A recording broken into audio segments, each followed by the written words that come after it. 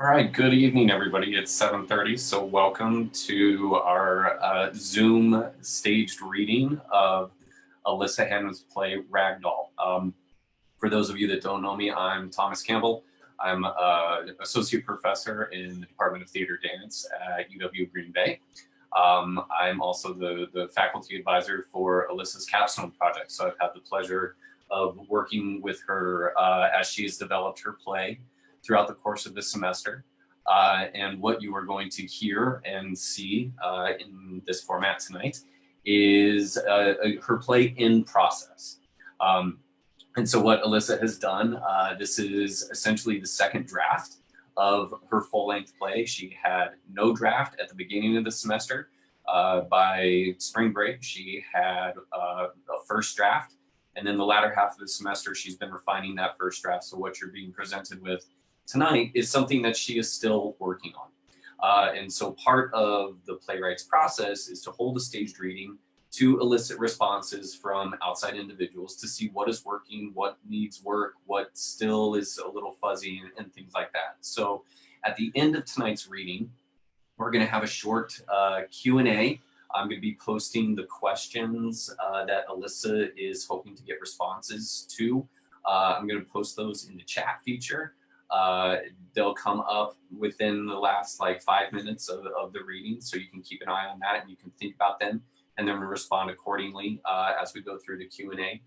You can also post your own questions, and we will try to respond to those as we see fit, with the small caveat that Alyssa is under no obligation to answer any questions if she doesn't feel that she wants to. So this is an opportunity for her to learn about her play, not necessarily justify her choices or explain why she's done any of the things that she's done. Okay, so in addition to that, we have a couple of things that housekeeping things, curtain speech types of things. So if you are attending and you're having trouble with connection, you might want to turn off any devices and turn off the Wi-Fi on any devices in your home that you're not currently using. And also just to let you know, we are recording this and we have gotten the permission of all of our participants whose faces you currently are seeing or will see pop up during the reading. They've given us permission to broadcast their images. Lastly, and probably most importantly, Alyssa's play does focus on sexual assault and features some content and some phrasing, some harsh language that could be really triggering for some people. So if that's content that you are sensitive towards, or if you are currently viewing with somebody who might find that content hard to understand or deal with, please do what you need to do to take care of yourselves and make sure that you're safe during this process, okay? So without further ado, I am going to mute myself and turn off my camera, and I am going to turn it over to our performers. So thank you for joining us and enjoy the performance.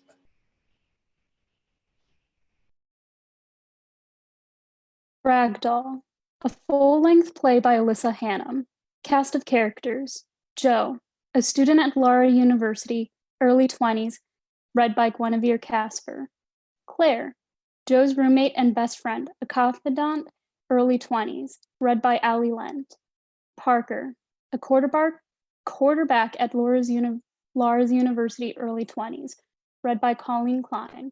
Leslie, a therapist, late 30s to early 40s, read by Shay Austin Schmidt.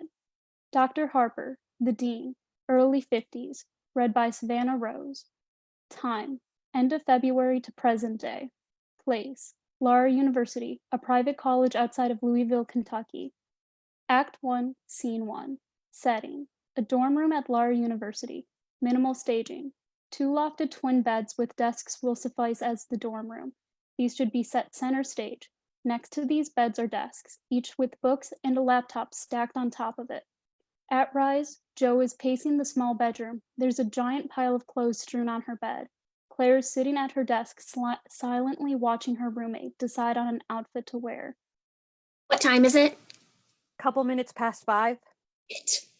Jo, you need to calm down. You still have an hour to get ready. Have you looked at me?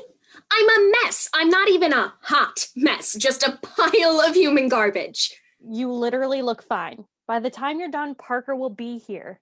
There's nothing to wear. Or I have too many options. Claire sighs and closes her laptop. She crosses the dorm room to stand next to Jo. She looks at the mound of clothes on the bed and grabs a blue dress and thrusts it at Jo. There. That's one decision made for you. Are you sure? Because it makes my... No, I won't hear it. You look hot as fuck in that dress, and you know it. Fine, I guess you're right. Jo puts the blue dress over her tank top and leggings. So, where's Mr. Quarterback taking you? Her back is now to Claire. She's putting makeup on in front of a mirror at her desk. That Italian place downtown, if I think about the date for too long, I momentarily black out. It's okay to be nervous, dude. Just be yourself. He already likes you.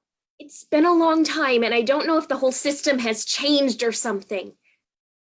What if we run out of things to talk about? I don't care about sports. If all he talks about is his stupid football team, I'll start to space out and... Hey, listen to me. Josephine, you will be amazing. I'm channeling literally every ounce of positive energy in my body and sending it to you. I hope so. Is it too soon? I haven't been single since high school, and it's like I'm doing myself a disservice if I move on too quickly. As if I don't value my own independence or something. Move at whatever pace you're comfortable with. Dylan didn't seem to have a problem with that. I can't hate him or blame him for what happened. We were both young and stupid for the majority of the relationship. It's weird that he moved on so quickly, but maybe that says more about him than me. He was never good at being on his own. Dylan was a good boyfriend. We just fell out of step with each other.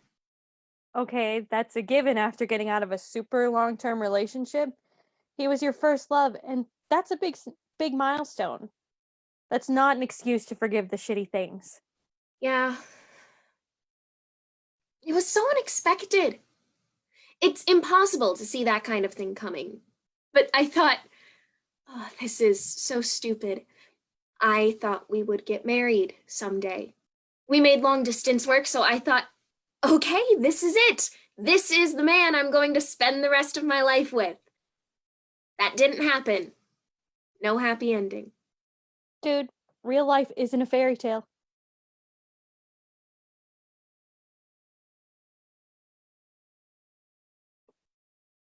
Yeah, but that complicates everything. I don't even know what I want from Parker. Don't waste your time if you aren't fully interested. There are literally dozens of other men out there. No, I do like him. I don't have butterflies, is that wrong? Butterflies are a myth. They're a myth, or you've never felt them before? You can't feel something that doesn't exist. It's so goddamn stupid when guys tell me they feel butterflies. Grow a pair and actually admit your feelings. Or admit that you're using poetry to tell me you have a boner. It's such a lame-ass concept. Butterflies. They really couldn't come up with something better? And what do you think it should be called? Being horny? I don't know, we're adults for fuck's sake. What's next? They're going to yank on my pigtails at recess? You're impossible. What if I'm doing all of this wrong? There isn't a right way to move on. You just have to get it over with. Go on a shitty date and rip off the band-aid. A shitty date won't help me feel better. What if even after this date, say Parker is a perfect gentleman and there's a connection or whatever, I don't feel better? That's heartbreak. There's no cure besides wine and hot dudes. Not funny. I'm kidding. Your first heartbreak is a bitch. The only thing you can do is keep moving forward. Go on dates, meet new people, and then you'll forget about Dylan. Also, maybe remove him from social media. That helps. Removing him seems like forgetting he was ever in my life. Which is crazy because he was a big part of high school. I can't delete 4 years. Dude, no, that's not what I'm asking you to do. Don't delete him, but block him for now. You can always undo it. For right now, he'll be out of sight, out of mind. And when will I be in a place to remember him again? You'll know when the time is right, I guess. That's not helpful. Jo finishes her makeup and puts the mirror in a desk drawer. She starts to fidget in her desk chair, and Claire crosses back to her laptop and begins typing. The girls are silent for a moment, both wrapped up in their own thoughts. If you aren't 100%, you can always reschedule. He's picking me up in 10 minutes. That would be super rude. So? You were just encouraging me to go not even 5 minutes ago. Hey, I'm showing you support no matter what you do. You needed a confidence boost. Valid. But can you be honest with me for a second then? Yeah. What do you really think of Parker? Have you heard anything bad about him? Mixed bag. The girls at work all think he's super cute, but he'll flirt with anything with a pulse. Outside of that, I've never heard anything bad about him. He's a god compared to us mere mortals. We must worship the very ground he walks on unless we want to be sacrificed to the football team. Okay, drama queen. That doesn't answer the question. What do you think of him? I think he's cocky, but I can understand why. I don't know how humble I'd be if people were that obsessed with me. That's it? I think he would literally do anything to get into someone's pants. Great, you wait until now to tell me this? Chill, it's only my opinion. What do you think of him? Because that's what really matters here. I don't know, we only started talking because of the group project. So you're telling me he asked a complete stranger to be his partner? Yeah, or maybe he doesn't have any friends in the class. Oh, okay. That's totally what it is. It's not the fact that you're pretty or anything. No, that's not fair. He at least deserves the benefit of the doubt.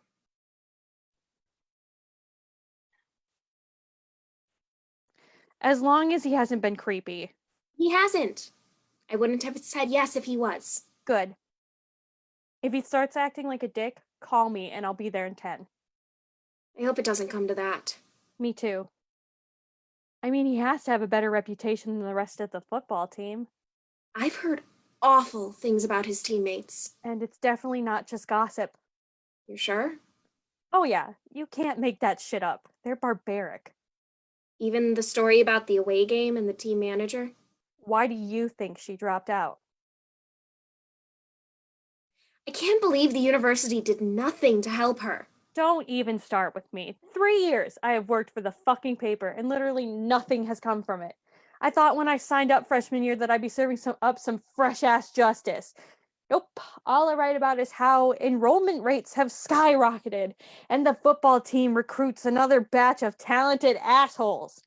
I'd rather write about the leaky faucet in the girls' locker room. That sucks.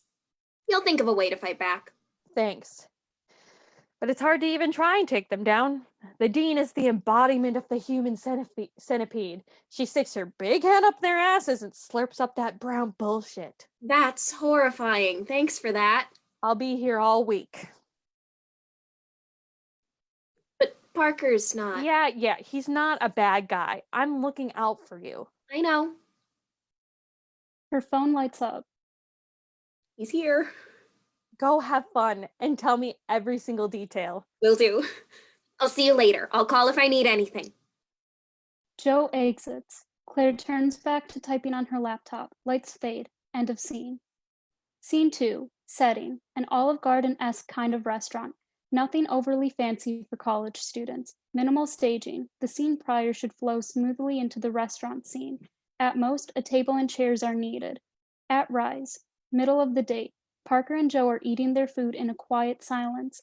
Awkward energy between them. Parker's in the middle of a story. Jo is feigning interest. It was the last game of the season, and the rain would not stop.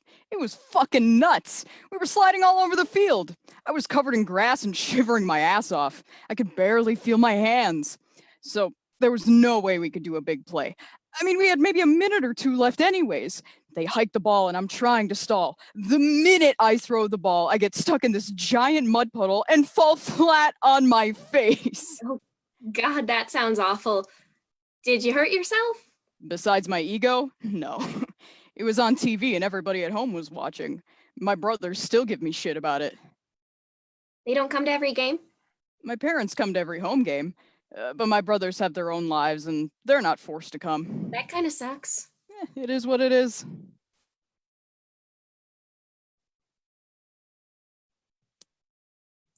I know this is a year away and all, but what do you want to do after you graduate? Hopefully I'll play professional football. Coach told me there's a good chance I'll get scouted next year if I don't fuck it up. He was that explicit about it? More or less. He told me as long as I keep practicing hard, I should be fine. Is that a lot of pressure? I guess that question answers itself. The whole school is watching you, of course. It's a lot of pressure. It's not a ton of pressure, actually. I mean, it doesn't feel any different than the pressure I felt in high school. I never really thought about it that way. Your parents pushed you to play football then? Yeah, we have the whole family lineage thing going on here.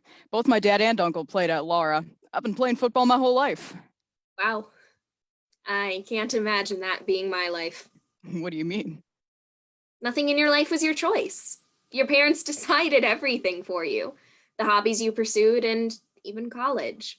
I mean, you're amazingly talented at what you do, don't get me wrong, but what would you do if you got to choose? I'd play football. There's nothing about my life that I would change. My parents didn't shove this on me. I idolized my dad as a kid, and I wanted to be just like him when I grew up. I didn't mean to be rude. Good for you. I'm glad you're happy. It's good. I'm not mad. What? Are your parents constantly on your ass? I wouldn't say that. They're tough on me. So that's why you're perfect at everything. I'm not perfect at everything. Bullshit. I can guarantee you're the smartest person in our history class. I don't even talk in class. How can I be so smart if I never say anything? You don't have to say anything. I know you judge people when they speak. That's not true. Fine, sometimes it's true, but only when people say really stupid things or think they're smarter than the professor. I hate that. Like, yeah, you definitely know way more about this than the person who has a doctorate. And my point is proven. Okay. I don't think I'm better than anyone, though. I know you don't. You just make everything look easy. Stuff makes sense to me. It's part of my emphasis. What's your major? Education. I want to be a history or social studies teacher. Education. Wow. That's hard. My mom's a middle school teacher. She tells me horror stories about her students. They're little monsters. Actually, I want to teach middle or high school. I like that age group. I know some of them can be more difficult, but you have to take the good and the bad. You're right. No job's perfect. Being a teacher is a whole other thing compared to the pro sports world. It is, but it's not less important. I disagree. Okay, but I don't think it's fair to say one profession outranks another. Really? So you're saying a mailman is just as important as a surgeon? No, that's not what I was saying. Never mind.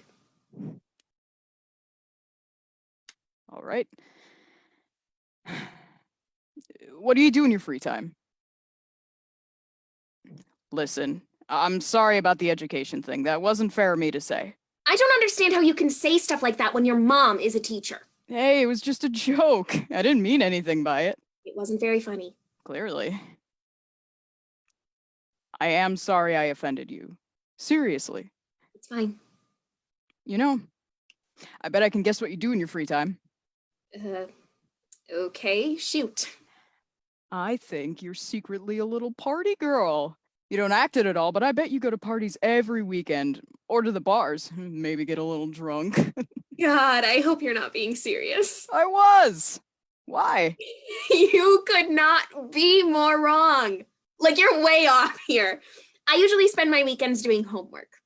Occasionally, I'll sneak wine into the dorm with my friends. And what about you? I'm sure it's an entirely different story. Well, I mean, it's not like I go to giant parties every week. But yeah, I guess my friends and I go out a lot. If you ever have a free weekend. Nope, I'm okay. Parties sound very overwhelming. It's nothing like that. Way more mellow than what you're imagining. I'll think about it. Yes! In case you get into it. It won't be a giant party. I will agree it can be too much with a lot of people. Oh, God, I hate having to force small talk. What if we have nothing in common? What do I do with my hands? As you can imagine, group projects are the bane of my existence. Well, I guess it's a good thing I asked you to be my partner on that first project then. You saved me on that one. I guess I owe you one. I'll consider this your IOU. Wow, all I had to do was show up to dinner. I was surprised that you picked me to be your partner. Really? Why? Because we've never spoken before. Also, there are a ton of other athletes in that class. You know, just because we play for the same university doesn't mean we're all best friends. I wanted to pick you. You're cute, so I was gonna use any excuse to talk to you. Oh. This is nice. You're very easy to talk to. You didn't think I would be? No, it's just that your face is plastered all over campus, and that can be kind of intimidating. Ugh, I always forget they use me for their ads. Is that a lot of pressure? It's mostly pressure from the faculty and admissions. I feel like I'm failing if I don't increase enrollment rates or something. Everything's got a price, even being a notable student athlete. That won't change. There's a comfortable silence between them. At this point in the conversation, they should both be leaning across the table from each other, faces nearly inches apart. We should probably head out. Our waiter keeps circling the table. Checks time on phone. Yeah. Do you want to come back to my apartment and hang out or something? Play Mario Kart? Yeah, that sounds like fun. I haven't played in forever. Let me go to the bathroom first, and then we can head out. Sounds good. Joe gets up and exits stage left while smiling at Parker. He waits a couple of seconds, casting frequent glances to where Joe walked off to. Parker looks around the restaurant quickly, making sure no one else is watching him. He pulls a pill bottle out of his pocket and takes out a light green oblong caplet and puts it in Joe's soda. He quickly puts the pill bottle back in his pocket as he hears her coming back to the table. Taking a drink. Did he bring the check yet? No, not yet. I'll go up to the front and pay there. You ready to go? Joe takes a long swig of her drink, finishing its contents, and smiles up at Parker. Yep, let's go. Parker helps Joe out of her chair and drapes his arm around her back as the two exit. The lights dim. End of scene. Scene 3. Setting. Later that night, Parker's bedroom. Similar to the first two scenes. Minimal staging. The only thing on stage should be a bed. At rise. Joe is laying on Parker's bed. Joe wakes up slowly and throws the comforter off her. She realizes she's only in her underwear. Blue spotlight on her. I was falling, but I wanted to stay upright. My body refused, so I fell, in and out of consciousness, because my eyes burned if I left them open for too long, like I couldn't bear to burn the memory into my brain. That was too much. My brain was fuzzy and confused. It kept whispering to me to close my eyes. Close your eyes, because then the ship will stop swaying. Close your eyes. He knew I was sick, right? Sweat continues to drip down my back, and it explodes onto my skin, dripping and falling, soaking me. Everything is warm, as if my skin has been set ablaze, a distinct burning in my cheeks. Am I flushing because I'm nervous or embarrassed? Because I'm scared of what will happen next. Because my world is sinking into pitch black no matter how hard I fight to keep my eyes open. There's another wave. This time it's hotter. I'm lit on fire for a moment that lasts forever until everything goes away. It's dark and cold now. I'm clawing my way out of the hole, trying to reach the surface. Dirt falls on me, suffocating me, trying to pull me back into the cold darkness. I don't want to fall. I want to go back. I push and fight. Nails caked in inky mud, muscles aching, digging is impossible. Each breakthrough results in more dirt falling onto my face, getting into my mouth. It's salty. I didn't think that's what dirt tasted like. Ignore it. Focus.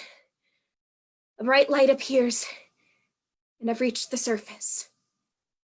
She breaks down into tears, then whispers very quietly to herself. I wish I hadn't fought so hard.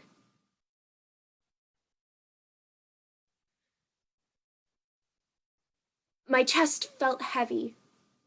It hurt to breathe. Each inhale raked through my body. Exhaling was a chore. A weight pressed against me, but that's not where the pain came from. No, it was from something else entirely. In my mind, I was thrashing and kicking, biting his arm, anything to get out from under him, anything to stop the sharp pain that refused to dull, an ever-constant prickling in my stomach. On the outside, my limbs hung limply, legs trapped under his huge weight, and the swirling dizziness that threatened its return.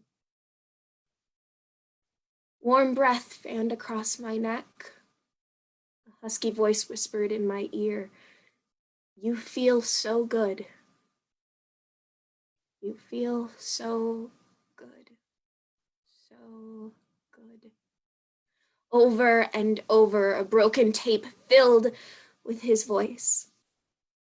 It sticks with me. The darkness swallows me whole once more. This time I don't fight it. I sank into a pool and let the sharp gut punch fade. The blue light fades. I need to get out. Oh my god, nothing happened here. Nothing happened here, nothing happened. Don't lie to yourself, you idiot! Jo stares ahead blankly. The effects of the drugs are finally starting to wear off, but she's wobbling as she puts her clothes back on.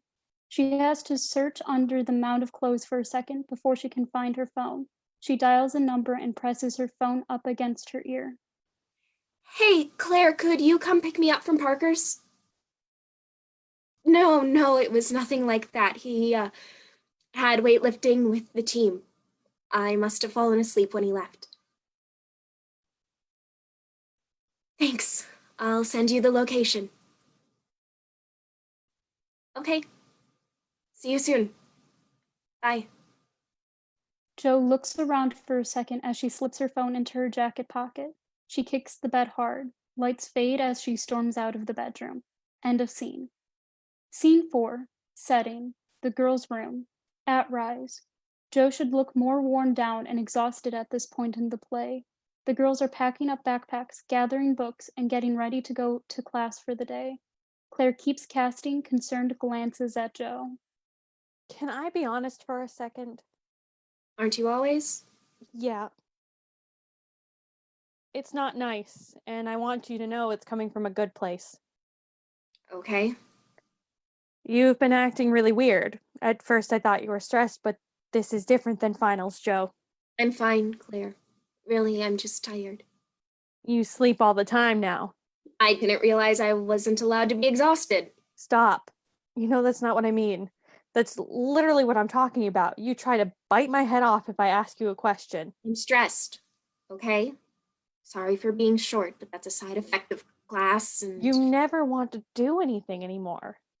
I'm worried about you. Don't worry about me. You make it really fucking hard to sit here and say nothing. I don't recognize you anymore. People can change, okay? I'm not going to stay the same forever. Just stop. Leave me alone. I need to get to class. Claire blocks her exit. Seriously, I'm going to be late. We both know that's a bullshit excuse. You keep skipping class. I've seen you in the library every Tuesday. I can take a mental health day. It's just this one. You can't pass a class you never go to. Why do you care so much about what I do? I don't give a shit if you skip class once in a while. That's valid. Dealing with your mental health is hard. You aren't acting like yourself. I have never seen your side of the room less than pristine. If this was all a call out to my side of the room, I get it. I'll clean up when I get home today. Sorry for being such a fucking mess. Okay, no. You know, it's not that. Jesus, Joe, can you stop being so goddamn defensive and talk to me? Just because we are roommates doesn't mean I have to tell you everything. I don't expect you to tell me every little thing. But when there's something clearly wrong, how can you expect me not to check in? I don't want to talk about it. Or anything with you. Thanks for your concern. I don't need it. Joe shoves past Claire to the door. I'm not the only one who's noticed. If you aren't going to talk to me, can you at least call your mom? What? Maybe I'm overreaching, but I'm not the only one who cares about you. Your mom keeps messaging me because you won't return her calls. Joe, you haven't spoken to her for almost a month now. A month? I thought it was still February. No, it's the beginning of March. How did I lose a whole month? I don't know. Can you at least tell her you're okay? Or your version of it? Yeah, I can call her. You don't have to parent me. Then be honest. Things were fine, and then you had your date. By the way, you never told me the details of that. It's the most interesting thing to happen all semester, and suddenly you aren't in the mood to talk? Wasn't anything special. There was nothing to talk about. That's very hard to believe. I know every single one of your tells. You're quiet when you're upset, you don't reach out for help because you think you can handle it yourself, or whatever. Which is lame, because I'd do anything to help you, to talk to you, and that whole car ride home, I kept waiting for you to say something. You didn't. We got home, and I thought, then you'd give me some explanation. Instead, you went straight to bed. I was tired. Mm-hmm. It has nothing to do with what Parker did or didn't do. You're completely avoiding contact with him. He tried calling you for a week and you ignored him. Are you seriously defending him? No, You won't tell me what happened, though. What am I supposed to think? I don't even know what happened. What? I don't know what happened. You guys went to dinner and then you called me and asked to get picked up. Why were you even at his house? Joe takes off her backpack and sets it by the door. She shakily takes a seat in her desk chair. Claire is frozen by the door. He invited me over after dinner. That doesn't explain the late night phone call. Must have lost track of time. Joe. Whatever judgmental thing you think I'm accusing you of is your brain being a dick. What do you want me to say? Anything. You don't have to tell me every single detail, but something is better than nothing. If you're hiding something, then just tell me. Let me help you. Okay.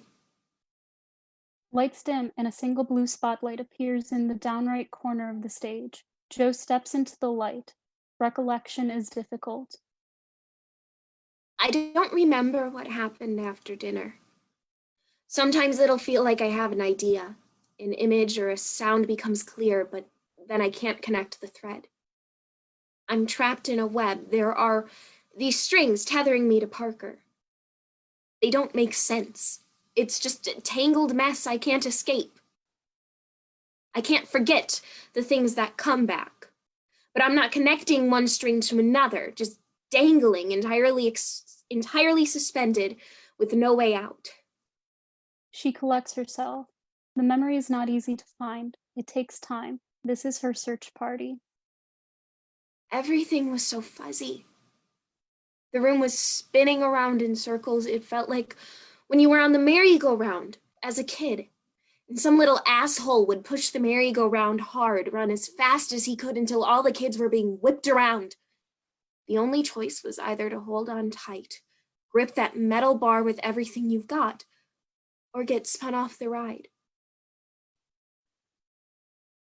I don't know what decision I was forced to make. And no one's gonna believe me anyway, so what's the point? She steps out of the blue light. The memory's been found. Conversation resumes. To Claire, it's as if there was a lengthy pause. I get flashes of things, but they don't make sense. When we got to Parker's place, I could barely walk up the stairs. I was so dizzy.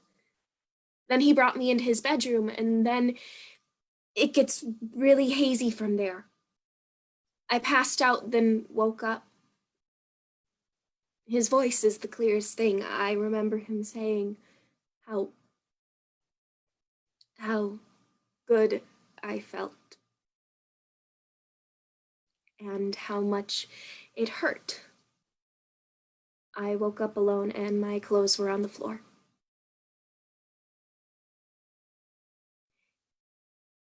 He raped me.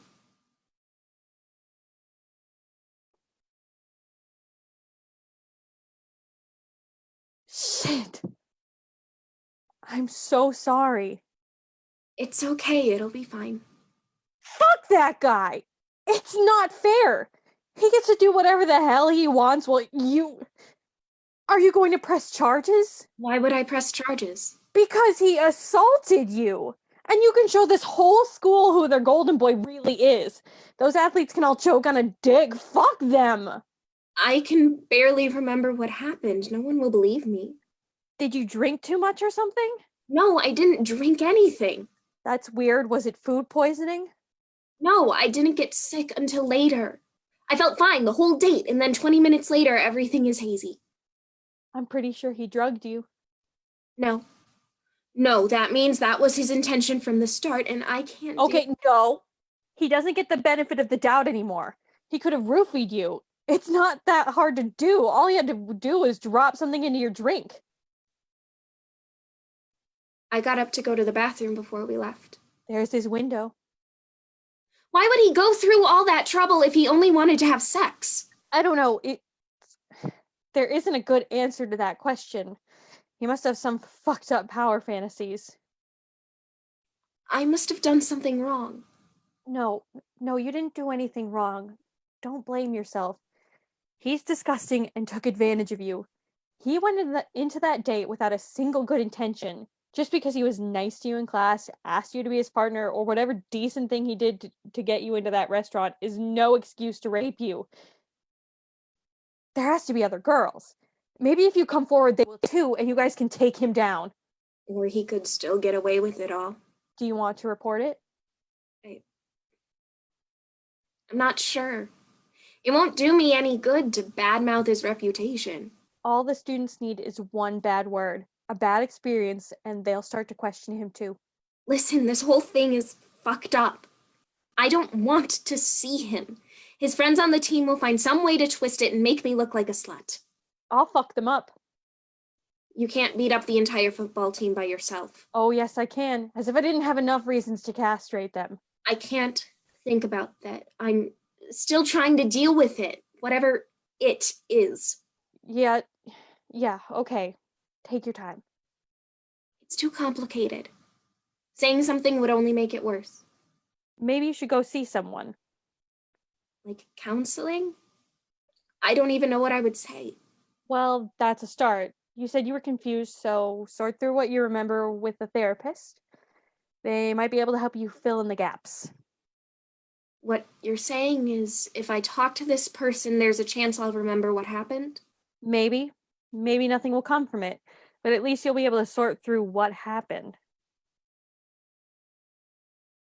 It's worth a shot. Here, let me write down the name of my counselor for you. She's the best. I'm literally obsessed with her. She scribbles the name on a piece of paper and hands it to Joe.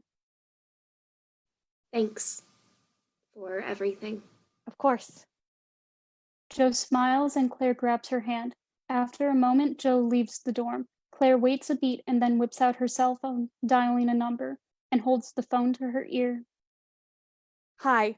I need to report a rape that happened on campus. Lights fade. End of scene. Scene 5. Setting. Leslie's office. Like the rest of the show, the staging should be minimal. A couch and a chair placed center stage will suffice, maybe a door leading into the space. At Rise, Joe walks into the therapist's office and takes a seat on the couch. The office is empty, and she bounces anxiously on the couch. Her alone time is cut short when Leslie walks in with a small pad of paper and a pen. Hi, I'm Dr. Schwartz, but you can call me Leslie. Why don't you tell me your name and how you're doing today?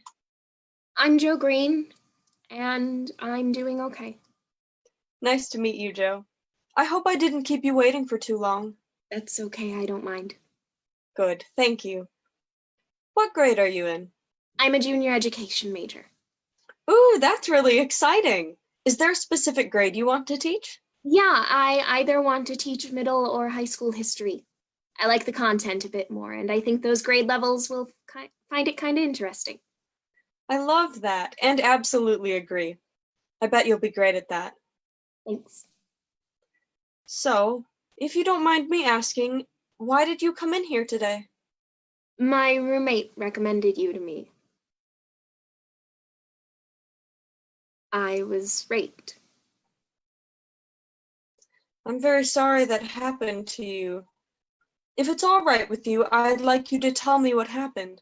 Well, that's the thing. I only remember flashes of things. My roommate said you could help me remember the rest. I can try.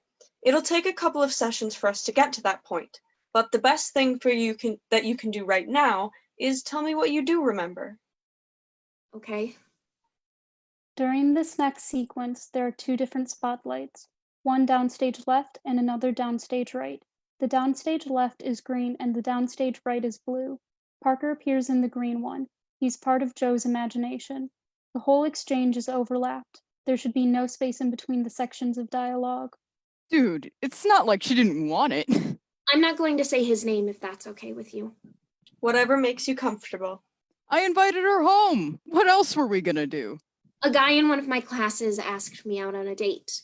I hadn't been on one in a while and he was cute, so I said yes. Did she seriously think we were just gonna play video games? We went to dinner at some restaurant downtown. It was good. He was sweet for the most part.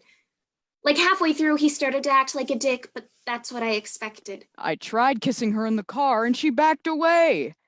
At the end of the date, he invited me over to play Mario Kart.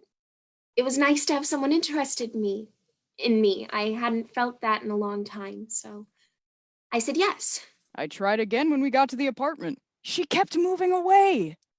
After dinner, I felt like I was going to throw up. Everything was super fuzzy and I couldn't see straight. I don't remember the drive to his apartment, just the car eventually stopped. So what? I gave her a pill because she was really uptight. Everything after dinner is discolored and hazy. It's like I was in a weird trance. He carried me up the stairs to his apartment. She got super mellow, way more than I was expecting. She was just lying on the passenger seat. Then I carried her up the stairs. She'd be normal soon. It's almost like when we hit his apartment, a blindfold was put on me. I was drowning in this warm black. Does anything stick out to you after that? No. Yes. His voice. She looked good. I couldn't help myself. I don't know if she could hear me. It's not like I was super rough with her. He told me how good I felt. That's horrible. I'm sorry that happened to you. She didn't fight me. When I woke up, it hurt. I was in charge. I don't understand why this happened to me. The two spotlights fade. Parker exits. Normal lighting resumes. Joe crosses back to Leslie and sits down. What do you mean by that? Did I do something wrong? Am I a horrible person, so awful that the universe decided I had to be punished? You aren't a horrible person. The universe doesn't keep tally of our wrongdoings and punish when deserved.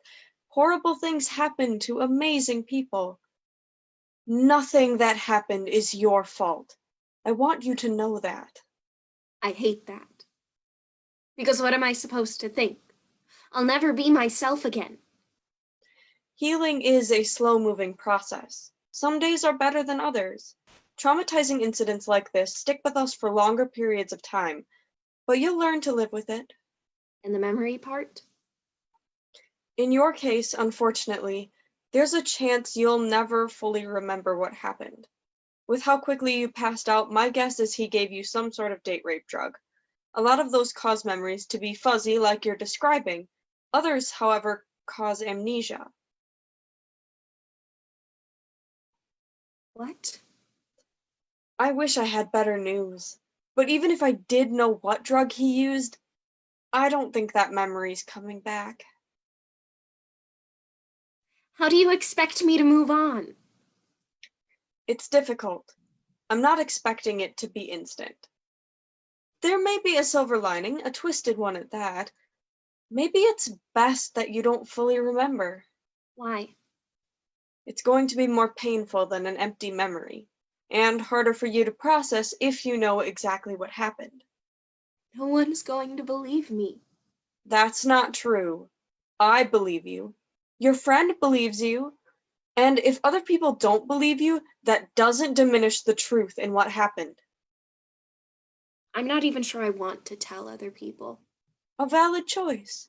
Because if I do tell, if I report this, I'll lose myself. How would you lose yourself? Because I'll never just be Joe. For the rest of my college career, I'll have a dozen other names attached to me. I don't want to be a representation of a victim or a survivor. That's what I am, but there's more to me. To his teammates, I'll be a liar, and to the school, I'll probably just be a slut. And the worst part is I can't figure out which one I'd rather be associated with.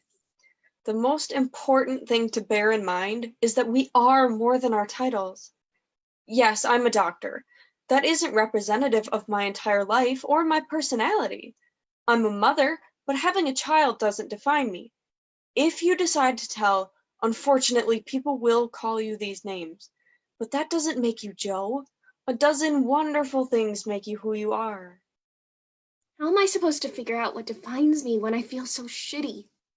I can't even think of a single good thing about myself. Okay. Have you always felt that way, though? Or did this happen right after you were raped? After. I used to be able to list the things I liked about myself. It was easy. Now I struggle to come up with anything. What did you used to think? That I'm smart, quick to pick up things. I gave good advice, or at least knew how to cheer up my friends. Empathy came naturally. It still does. Instead of channeling that empathy to a friend, think about giving it to yourself. You deserve to be cherished. It's not a one-way street. I can't because I couldn't get myself out of that situation. If I'm really so smart, then why didn't I know what he wanted from me? How could I be so stupid? You are not stupid. You didn't have control over your own body. He took that choice away from you. If you don't want to identify yourself with the words victim or survivor, that's fine. And I get that. But you are strong, and you made it through hell. Then why am I so empty? Not being able to remember the fight cancels out enduring it. It makes me half of a person. You are not half of a person. This experience does not define what you do for the rest of your life. I'm constantly dissociating and watching people make decisions for me, control my life, dictate how the consequences of their actions will affect me. Like I'm a stupid doll on a shelf too limp to help herself. Our bodies are supposed to protect us from harm. The mind is one of the most amazing things about a human being, and you feel betrayed because your brain couldn't capture the event. Yeah, I guess. Amnesia happens because the brain is trying to clean up the trauma without associating with it. I'm not better because I don't remember it. Everything's worse. Because you want your brain to figure out how to protect itself, so you don't get hurt again. I'm going to be honest with you, it's going to do that anyways. The goal with us talking is to ensure you don't shut people out. There are some who aren't malicious or out to get you. I don't have the luxury of thinking like that. I couldn't give a shit about how I deal with people for the rest of my life. I just want to feel normal again. In what ways do you feel different? Usually I'm super stressed out about everything. Classes and homework. Tests are the worst. And I procrastinate, but it always gets done. Now school doesn't matter as much. There's no weird buzzing in my brain. Lack of drive and focus are usually a red flag for depression. If you want, we can look into antidepressants. Again, it's your choice. And my roommate looks at me differently. Every day her stare would burn and I knew she wanted to say something. try to help. And I didn't want that because acknowledging the difference makes everything that happened real. I'd rather forget it. It's easier. It may be easier right now, but down the road, you're gonna feel that weight. Today she argued it out of me.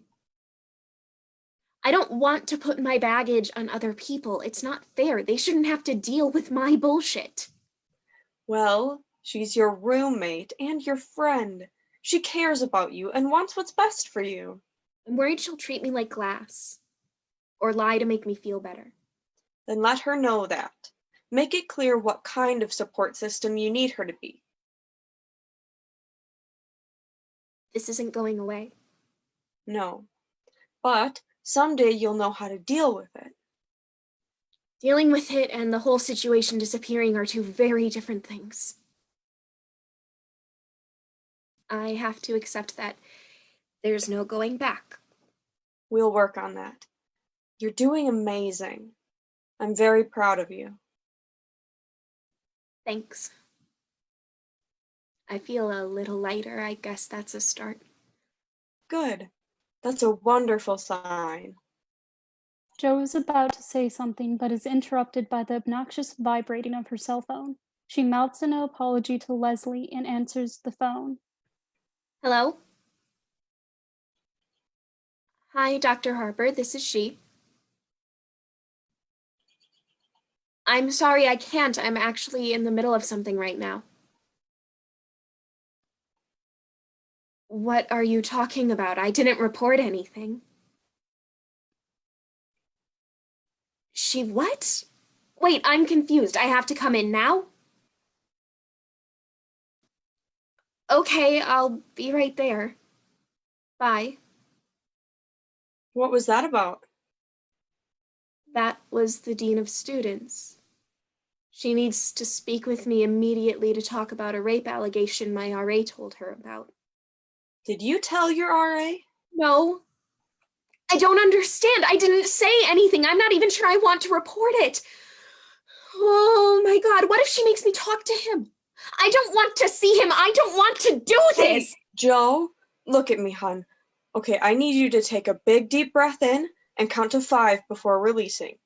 Inhale 1, 2, 3, 4, 5, and exhale. Good. One more time on my count. Inhale 1, 2, 3, 4, 5. Exhale. I'm going to give you my cell phone number. Go meet the dean and you can call me after the meeting and we'll talk about it. I'm here for you, okay? I believe you. It's going to be okay. Jo nods and exits. End of Act 1. Act 2, Scene 1. Setting. A doorway separating the hallway from Dr. Harper's office sets center stage. To the right of the door is the office itself. A chair, desk, and another chair seated against the desk will work. At Rise. Jo is standing outside of the doorway, bouncing anxiously. She eventually gets the nerve to knock on the door. Dr. Harper from inside calls her to enter the room. She opens the door and takes a seat. How are you doing this evening, Miss Green? I'm okay. Good to hear. I know you're pressed for time, so I'll make this brief. Your RA called me about a rape allegation you're making against Parker Turner. That's why I'm confused. I didn't contact my RA. I was in the middle of a therapy session when you called me. Well, she said it was you who called. I didn't do it, though. I've only told one other person what happened. Allegedly. Right. Allegedly. That's campus policy. We can't say that you were raped unless there's a trial and Parker is proven guilty. Until then, if you continue to press charges, it'll be considered an alleged rape. Okay, well, that's the thing. I wasn't sure I was going to press charges in the first place. Your RA said you sounded sure of yourself on the phone. I didn't call anyone. I don't know who did. I'd actually like to focus on that. I'm sorry, I can't help you with that. There is a privacy policy in place to protect those statements. It doesn't matter that it was my privacy that was invaded. Again, it was you who called. I told you I didn't do it. Why don't you believe me? You changed your mind in the matter of a day. It's hard believing someone who's so flippant. What you're experiencing may be regret more than anything Regret? on making the accusation in the first place. You don't believe the accusation. What I believe isn't relevant to the situation. But you're the dean. This should be the kind of situation you care about. It's not my place to be deciding what accusations are worth exploring. My job is to get the situation under control and have you understand where I'm coming from. All right, well, there isn't a situation to get under control. I don't think that's true. There's more to discuss. Like what? It's a very serious thing to say about another student. We don't take those allegations lightly, especially against someone who has a prominent presence on this campus. Parker is the face of the university. This would ruin his career. Well, it's the truth. Right. But if you weren't sure you were going to report it in the first place, I would strongly suggest dropping it entirely. Why ruin his reputation if you aren't sure? What about my safety? Doesn't that matter? Your safety is important to us. If the case were to go through trial, we would provide therapy for you, an option to move housing if he lives in the same dorm, and an alternative class schedule if need be. I can't provide those things if there's no legitimate accusation. So basically, I have to prove I'm not a liar for anything to happen. I wouldn't phrase it that way. It needs to be more dire of a situation for us to take further action. That's really biased. Your policy is warped to protect the rapist. That isn't right. You should be protecting the person who was assaulted. There are liability issues with that. The he said, she said scenario is very common these days, and there have been cases similar to this. As a result, the lives of the men accused were ruined. They had to transfer and start over because of false accusations. This policy is better. It's better for you. And for the people actually committing a crime. Listen, maybe you have less rape accusations because that policy is so unfair. No one wants to prove themselves to be a victim just to be believed. That's not true. They wouldn't be perceived as a liar. More facts would need to come to light, that's all. It's not as unjust as you're making it out to be. Anyways, it doesn't matter. You made it clear you aren't continuing to press charges. I'm not. Just because I'm not pressing charges doesn't mean it didn't happen. I don't want other people defining what I am. My education is the most important thing to me, and it will be tainted if this experience surrounds me. That's why people don't report rape. Because the people assaulted have to endure the worst consequence. They have to deal with people calling them a slut or a liar or a survivor. No one wants to be a martyr. They just want to be. Miss Green, I'm sorry if you don't agree with the policy in place, but it's not changing anytime soon. Your solution isn't changing the system. It's forcing people to leave the university. How is that problem solving? Our policies cannot cater to one select group of people. I have to make things as level as possible. That's the way the world is. Okay. Well, what would you do if I changed my mind? Say I ended up pressing charges. What would this university do to help me? I already explained that procedure. We would be able to help you after it went to trial. But nothing prior to that. A team of lawyers has to deem my rape worthy before you care about it? Or, I guess, my alleged rape. Now you're painting us out to be the bad guy, which to me means you aren't listening. No, I understand you perfectly. I'm just pointing out the flaws in your system. You're supposed to be the person we go to for help. If it's an important situation, we go to you, and you're telling me that Parker gets more protection than I do in this case. Neither of you get protection prior to the trial. Mr. Turner doesn't get any more leeway than you do. Say the papers got a hold of this story. What kind of protection does he get while my rape is considered alleged? I'm not at liberty to discuss that. Okay, I see what you're saying. Are we finished here, Miss Green? Because unless you are sincerely reporting this incident, there's nothing left to discuss. I guess not. Jo gets out of the chair and turns to leave, shutting the door sharply behind her. Leslie is waiting in the hallway and Joe motions for them to walk further out of earshot before talking. How did it go? Are you okay? That was bullshit. I'm fine. It's so frustrating, though. It's unfair. Did she tell you who reported it? No, she wouldn't say much about anything. There are a million policies in place that are supposed to protect me, but they only make the situation worse. It's ironic how it works that way. She doesn't believe me. It's like she's convinced I have some sort of vendetta. It's surprising you don't. There are a lot of different ways people deal with this. They disregard the situation entirely, pave a completely different life, refusing to let it ever define them again. But other people cling to it, use it as the driving force for everything they do. They'll start social justice movements, live the rest of their life for other voices to be heard because they were silenced for so long. Is there a right way of handling the aftermath? No. Whatever brings you the most peace of mind. It's the memory gap. I can't find any peace or acceptance of what happened because I know there's something missing. It's a lock that won't turn. No matter how hard I try, I don't have the right key. And I don't know when I'll finally be okay with that. You learn to live with that. Our minds can only bend so much before they snap. I can't believe she shut me down. Like I didn't even matter to her. Other students were the priority. Sucks to be you if you aren't the top 1%. What did she say? She couldn't even regard the rape as an event. It's alleged, and that made me feel 3 inches tall. There's no rape unless I come forward, and if I come forward, I'm a liar unless it goes to trial. The only thing that mattered to her was the rapist's reputation. Bullshit! I hate that policy.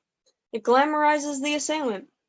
Then the university celebrates having a lower case of reported sexual assaults. But that's only because the victims are aware of that policy and know it won't benefit them. It's better to stay silent. I've never heard a doctor swear before. It doesn't happen often. Take it in. Thank you, by the way. You didn't have to wait for me. Well, I've heard of Dr. Harper's policies, and the way she deals with this stuff makes my skin crawl. I knew you'd need some sort of support system. Other people have dealt with her before? Too many to count. They choose to report the rape themselves. It's empowering for some to take that agency back. It boosts their confidence until they get into that room with her. She shuts everyone down. It's really hard to watch the aftermath. That's awful. She won't get fired either. The university is at an all-time high for enrollment, and the sexual assault stat is lower. It's such bullshit. I thought my roommate would have called by now, but I haven't heard from her since this morning.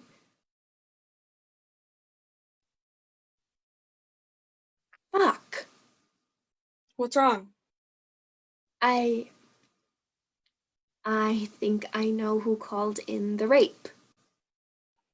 Oh. Joe runs off in a hurry. Leslie stands there in stunned silence. Lights dim. End of scene. Scene 2. Setting. Joe and Claire's dorm room. At Rise. Joe walks into an empty dorm room. She's still for a moment, and then she grabs a binder off her desk and chucks it across the room. Claire enters the room and startles her. How did your first session go? Fine. Good, I'm happy for you. Joe nods and picks the binder up off the floor. There's an awkward silence between the two. I like Leslie. She's super easy to talk to. Yeah.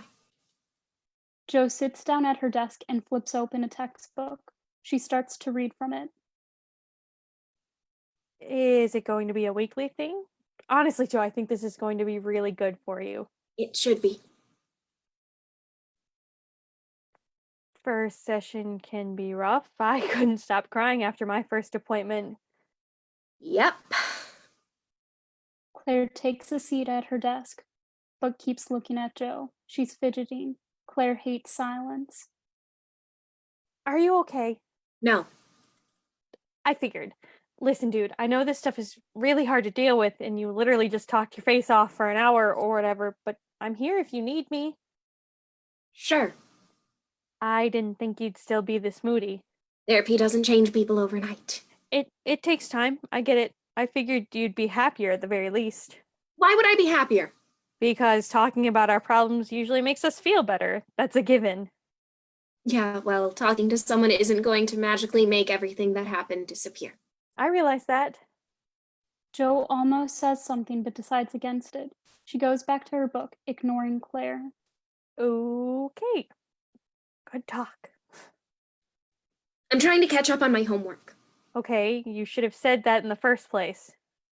Jesus fucking Christ. Sorry I annoy you so much. I miss talking to you. Is that a crime? No, but can you give me a moment? Yeah, I guess. Maybe you should work on homework later. Give yourself some time to recharge. Why do you always assume to know what's best for me? What are you... I didn't get to finish my therapy appointment because I got a call from Dean Harper in the middle of it. She called me to her office because I had made a rape accusation. Listen, Jo... So I think to myself, this must be a mistake because I didn't talk to the RA about this. I only told you and Leslie. I go down there and Dean Harper is fully convinced that I had called about what Parker did and that I was serious about pressing charges. Let me explain what Which is happened. funny, because I never told you I wanted to report it. I remember that part a little differently. But I guess I can't really trust my memory anymore. I didn't want to hurt you. Why the fuck did you tell? I trusted you with this because you're my best friend, and then the minute I turn my back, you go and do what you think is best. You don't care about what I wanted. That's not true. You were so upset about it, and Parker's a douchebag. He needs to be punished for what he did. Why can't you see it that way? I am not defending Parker. He's not the issue here. Yes, he is. You can finally take him down. No, he's not. I don't want to take him down. This isn't some article you get to write for the paper. It's my life, not a news story. I'm facing a lot of fallout because of you. Dr. Harper thinks I'm a liar. She doesn't trust me. I'm no longer credible to her. Okay, her opinion doesn't really matter anyways. She's always been biased. Even if you came forward, she wouldn't have taken your side. Why are you acting like you did me a favor? She lectured me about how I need to understand the consequences that come with this allegation. I understand those. I don't think you do. You're seriously taking her side. I am not taking her side. You weren't in that room. There's more to this than having people believe me. I did think about the fallout. It's not as bad as you're making it out to be. His buddies will be a little mean to you, but there are other girls who have been treated like this who will back you up. I'm not a social movement. I am a person who had a really awful thing happen. Let me move past it. Don't make me live that night over and over just so you can pat yourself on the back. But you'll have a support system to help you with it. No, you're not getting it. Listen to me. I thought you understood. I want my life back, to feel normal again. And you think that parading around campus like some sort of hero is going to bring me peace? It's not. I'm not that person. But don't you want something good to come from what happened? If this experience is going to be part of you for the rest of your life, shouldn't something positive come from it? In theory, yeah, something should. I am not under any obligation to act. I admire people who do. Claire, what you're asking of me is too much. Surviving the rest of college with these horrible words tagged with my name. That's selfish. What? I feel for what you're going through. I really do. I can't even imagine what you're dealing with. You can be a voice for the people who don't have one. Help other victims share their experiences, and you don't want to. What? Because people will call you names? That's selfish. What if I'm voiceless? Did it ever cross your mind when you decided to report this, that this is something I'm not capable of doing? And it's not about being called names. It's because if I did this, I would be going after a giant. My story isn't believable. And it's awful that it comes down to that. The believability of an experience defines my own supposed principle. No one would back me up because there are a million little holes in what happened that are never coming back. And I hate that. Maybe it's for the best. Maybe not. There's enough going on in my head. I don't need to be perceived as anything less than me. You do have a voice, but you're so afraid of everything, of what people think of you. That's what always stops you. It's why I told in the first place. I knew you would never have the guts to do it yourself.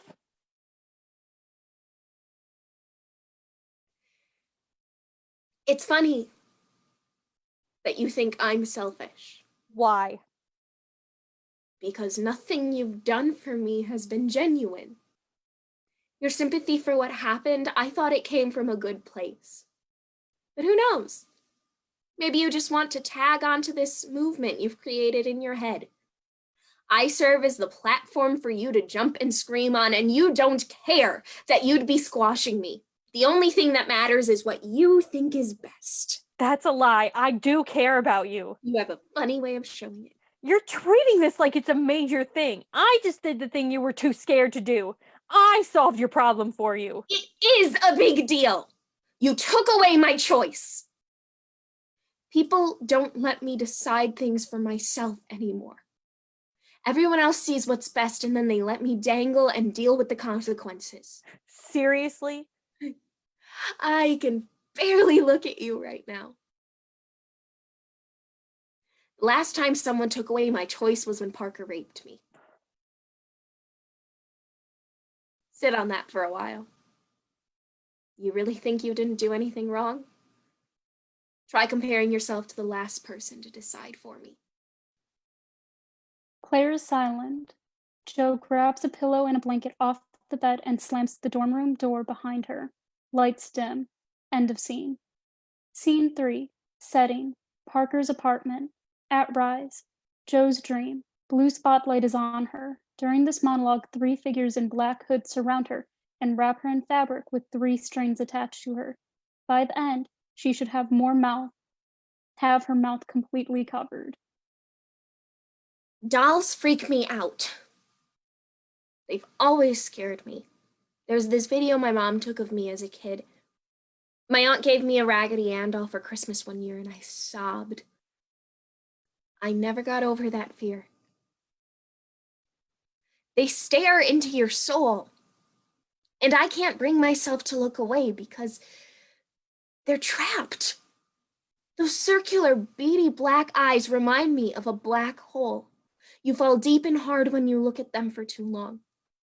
Eventually, you don't recognize you've been staring for 30 minutes, an hour, because they hypnotize you. One glance and you're done for.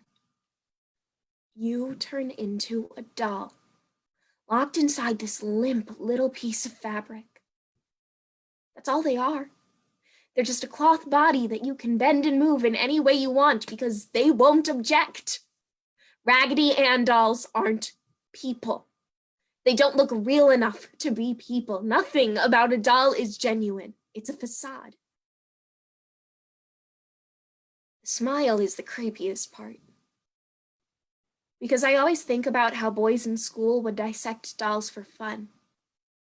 And no matter what they were doing, that stupid, painful smile would continue to spread across little Annie's face. I wonder if I'm a doll. People can do whatever they like to me.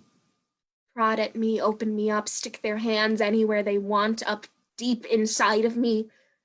They can tear me out from the inside out till their hands are bloody and I'm an empty carcass. Something that used to be so dismantled that I'll never really feel complete again. And I can't say anything. The only emotion able to be conveyed is a smile, and it spreads widely across my face because dolls don't have agency. She's interrupted by 3 hooded figures adding more fabric to her wrappings until her mouth is covered. Jo can no longer speak, though she struggles to. Spotlight comes up on Parker in red, stage right. He yanks on the string attached to her, and Joe ends up right in front of him. Hi, honey. Looks like you don't have anything else to say. I don't know why you tried in the first place. You've never been in control. Why start now? Isn't it easier this way, though? If you surrender, then nothing can really hurt you. You won't be in any position to suffer consequences for your actions. Losing your voice is simple enough. Just stop trying so hard. He pushes her away more gently this time. She twirls back to the middle and then is yanked up center stage. This time it's Dr. Harper who catches her. You're a liar. No one will ever believe you. I don't understand why you're ashamed of this. The star of the football team wanted you, and I'm sure there are dozens of girls dreaming to go on a date with him, let alone sleep with him. How could you be so ungrateful? Accept the facts for what they are. You led him on, flirting the whole night. Then you pushed him away. Really, dear, you got what you deserved in the end. It's what you get for being a little slut. Dr. Harper releases Joe slowly as she continues to whisper slut under her breath. Slut. Slut. Slut. Joe gets a moment to catch her breath center stage. We hear the sharp inhale. Then she is dragged stage left. It's Claire in a purple spotlight. You always said you wanted to do something good with your life. Now you can actually make a change. You're too scared to do anything. This school is going to be run the same way, those bullshit policies in place for God knows how many more years, all because of you. Because you won't do anything about what happened. Stop letting people push you around. Stand up for yourself. Claire pushes Joe away the hardest. She ends up in the center stage again. The hooded figure's moving closer to her. Joe has nowhere to go. You never called. Why would she? She already got what she wanted. I thought we had fun together. She doesn't know how to have fun. Look at her now. Pathetic. It's because she'll never know how to stand up for herself. Joe struggles against the restraints. She wants to get a word in, and it's impossible. The three of them laugh at her. Nah, that's not it. She loves getting pushed around. She likes the attention of it all. Soon enough, everybody will be whispering your name until it's synonymous with liar. Or slut. I think she likes the victim ploy a little too much. The three hooded figures of Claire, Parker, and Dr. Harper continue to swirl around Joe. They disband and move back to their separate corners of the stage. Parker yanks Joe to stage right. You know, I never really understood why you didn't call. I kept thinking about what happened on our date, what I could have done to make you treat me like that. Maybe it's not my fault. You flirted with me the whole night. You wanted me to take you back to my place. I think you enjoyed our night together. It's okay to be a little easy sometimes. Then I find out you're accusing me of raping you. What the fuck, Joe? Do you realize what that kind of thing could do to my career? You didn't call me, not the other way around. I wanted to keep seeing you. I treated you so well. You loved it. Parker pushes her upstage to Dr. Harper. During the monologues, her struggles get louder. We can hear her breathing sharply, as if breath is the only form of communication she has. You were unconvincing in our meeting the other day. Why would you report a rape and then take it back? If you're looking for attention, well, you have mine. This university does not support those who lie. You could ruin his life, and you really couldn't care less. The only thing that matters is your own sense of justice. Well, as it turns out, you haven't accomplished that either. Fuck you! Dr. Harper pushes her across the stage to Claire. They don't acknowledge her outburst. Maybe the whole thing was a lie. I wanted to believe you, Joe, but you were so against reporting it. I thought, why the hell would she not want everyone to find out about this? We make fun of those jocks all the time. Their privilege at school. They're so obviously the favorites. We could have taken them down with this, and now you don't want to say anything? You refuse to do anything. I think it's because you made it up. You slept with him, and now you regret it. Claire slowly pushes Joe back to the center of the stage. Claire's words impact her the most. Joe is frozen for a second and then crumples to the floor. The three hooded figures surround her. They move away to reveal Joe with the wrappings on the floor. You're wrong. Everything you've said is wrong. I'm not a liar. I'm not a liar. I'm not a liar.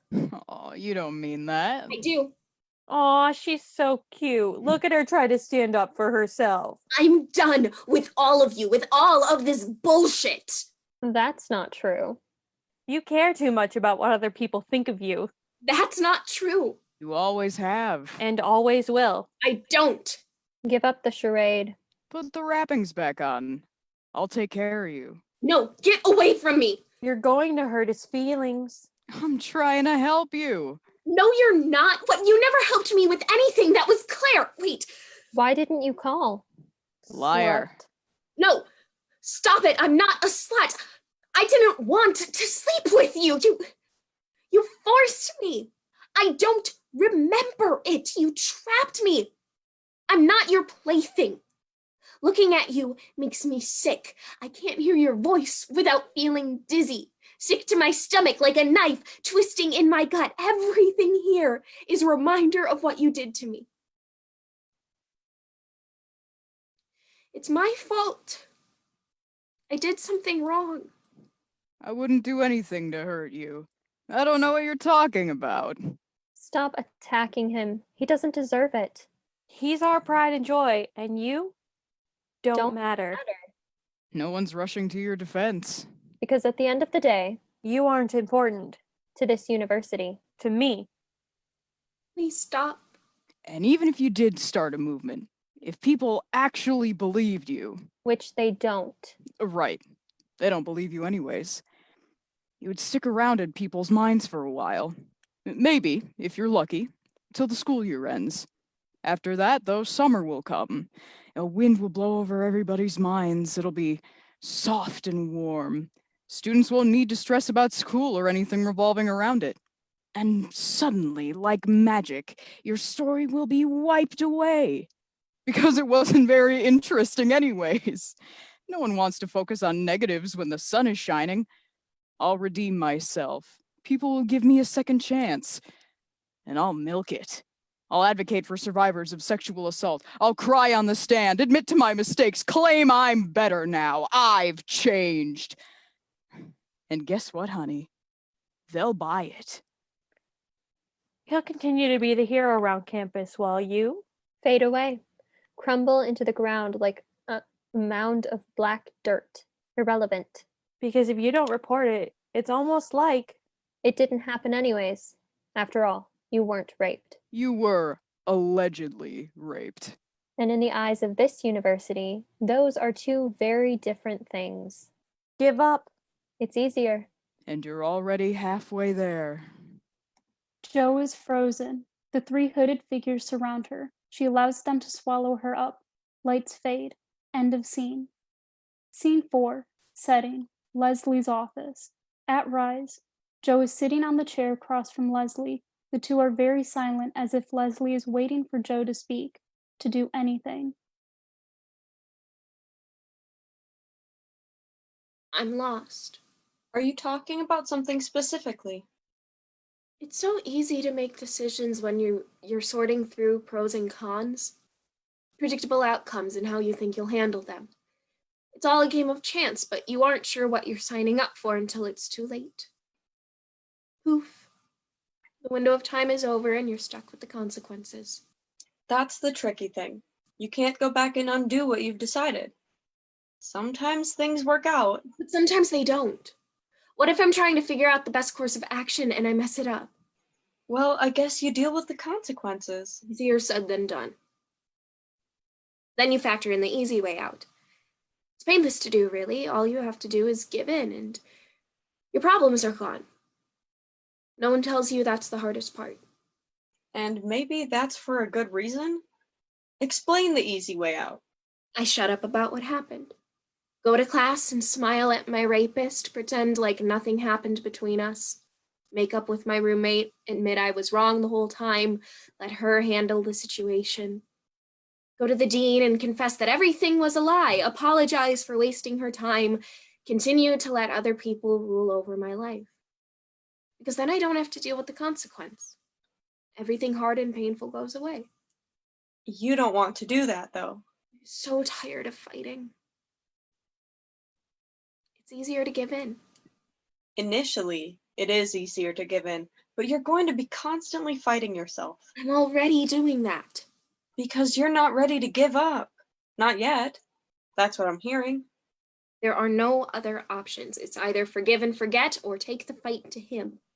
You don't have to do that. Apparently I do. If I don't, I'm a giant monster who doesn't care about anybody else. Who said that? It doesn't matter. Nothing matters. That's not true. I don't know myself anymore. Everything used to be so clear to me, and now it's a mess. You didn't lose yourself, though. I did. I don't know this girl. I look in the mirror and I see my face and nothing's changed. I don't look different, so I shouldn't feel different. That's stupid to think, because underneath all of that, there's something else. This new thing. I don't know what it is, maybe dread or worry or a combination of the two. What is there to do anymore? There's this massive stigma surrounding me. What's going to happen when the school finds out? Because they will. And then I have no more options. No more time left to be Joe. I'll be treated differently no matter what.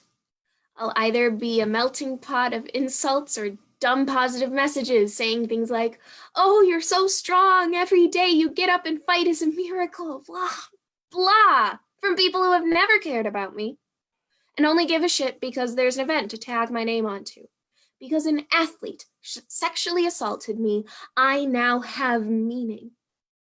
They don't care that I don't want to be part of the movement. All they want is a puppet. Maybe some care, but... Listen to me. Maybe if this gets out, that will be the case. Or nobody will care. We always think that we are the most important thing, the center of the universe. In reality, everybody else has things to work through and think about. You're saying no one gives a shit about me? That's really nice. I give a shit about you. But I'm talking about your peers, specifically your roommate. You guys had a fight, and maybe that changed her way of thinking. There's a good chance she won't tell. She couldn't keep it a secret in the first place. My worst mistake in all of this is believing people to be something other than what they are. No one really cares about anyone. It's a mask they throw on to look genuine. In the end, we are only what we want and what we push other people down to achieve. I don't want to rain on your philosophy parade, but that's not true.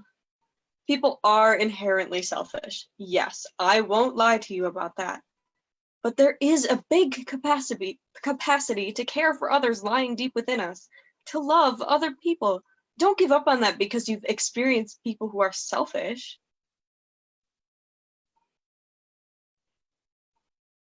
Is there an end to this? To your pain? To feeling trapped? Like there's no way out or hope things will get better in time? Or am I stuck in this little hamster wheel that keeps spinning faster and faster until one day I either fall off or die?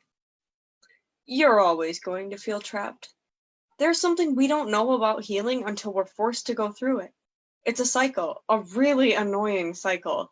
It's going to feel like you're running in circles, and you're going to ask yourself if you're getting better, because some days you'll feel fantastic and other days you won't feel much of anything. Then what? Then nothing, I guess. Hope for the good days, prepare yourself for the bad ones. That's all you can really do. That can't be it. No growth or change, just some days I'm going to be happy and want to skip through fucking daisies, and the other days I'm going to want to curl up in a ball and die? I want other options. Like what? You said there were only 2 options. I don't want to give in. It won't make me feel better. If I forgive and forget, then I'm stuck and doomed to be his puppet. That means all I'll ever be is a conquest. To my roommate, I'll be a coward, and to the dean, I'm going to be a liar. I thought the easy way out was painless. What do I know? Nothing is easy to do. You're starting to box yourself in. This isn't a way out, and you know that. It'll make my roommate happy, and maybe salvage our relationship. That's better than being alone with no support system. No, I can't do that. There's no forgiving her. We can't work through this. You're glossing over the fact that you have closure with your roommate. Everything that needed to be said is out there. I don't believe in closure anymore. Everything used to have a conclusive finish. At least that's what I believed. Closure isn't about being happy. It's simply accepting the end, even if it isn't ideal. But decisions never directly result in conclusion. I am never going to feel closure. The rape and all that fallout is going to be with me every single day for the rest of my life. I can't believe that there's closure in every situation when this will be my baggage. And so you learn to grapple with the baggage. That's your end.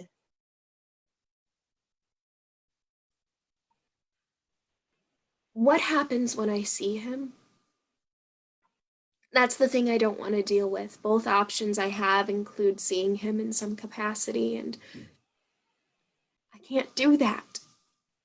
He doesn't get to haunt me when it's light outside. Would confronting him help? That works for some people. Ignoring them also helps. I wish there was something I could say that would prepare you for any situation, because it's unexpected and something you might be forced to deal with. Transferring out of class is an option as well.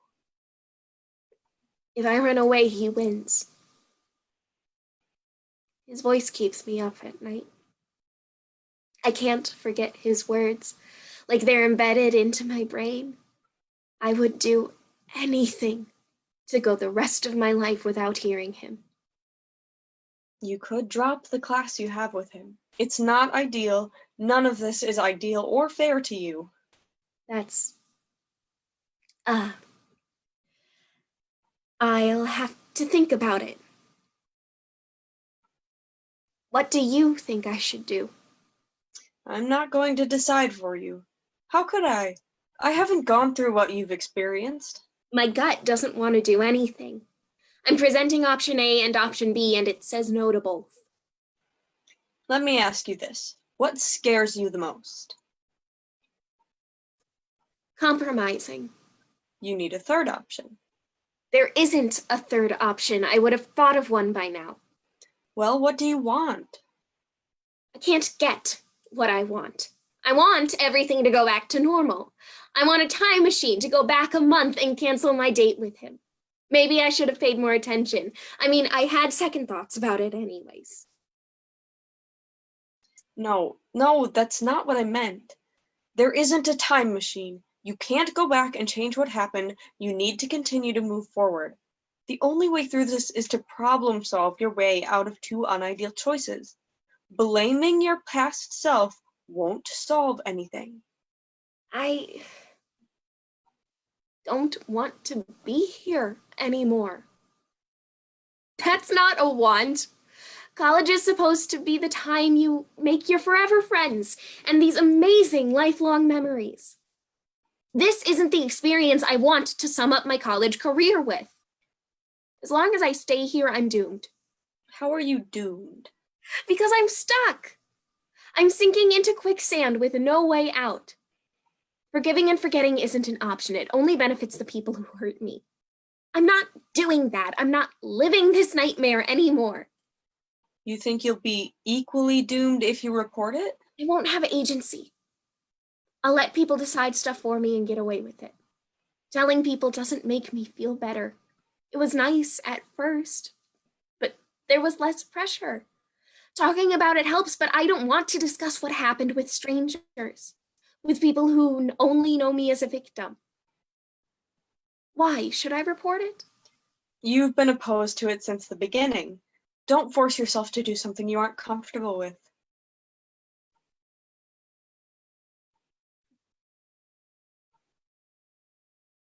I don't want to be here anymore.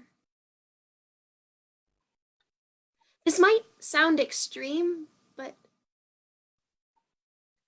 I could drop out. Drop out. It's the middle of the semester. I know, and it's sudden. I can't explain it, but I haven't been happy here since the assault happened.